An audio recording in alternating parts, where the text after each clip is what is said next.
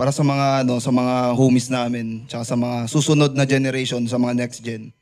Ang gusto naming para sa inyo, para ma-maintain yung is yung pamantayan talaga. Ilagay sa puso natin yon. Um, Isa puso, tas isa gawa. Wag lang puro lang, parang basa nga lang, tas nasa mo lang. Memorize lang. Hindi.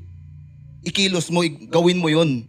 Kung anong sinabi sa'yo nung mga nasa nauna, gawin mo yun kasi kaya nga sila nandyan sa taas kasi nga deserving sila eh.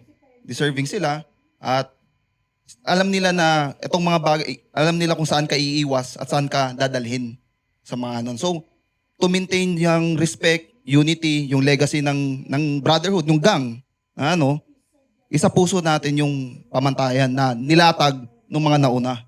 Kasi kung wala yan, para lang tayong mga youngsta na. Yan, mga lang, pariwala lang dyan, di ba?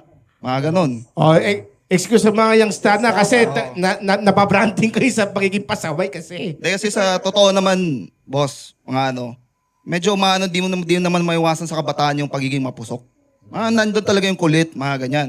Nasa stage sila ng ng knowing it, yung sarili nila. Exploring, mga ganyan. Kaya wala tayong karapatan na i-judge kasi lahat naman tayo dumaan sa ganun eh. Diba? Sa atin nagsimula yung mga ganun eh. So, yung sa akin, dapat silang mainig. Sumunod. Yun nga, sumunod bago sumuway. Yun yung pinaka namin sa mga homeboy, sa mga papasok sa Brown, at sa next gen na pagpapasahan ng mga nakaupong OG. Yun.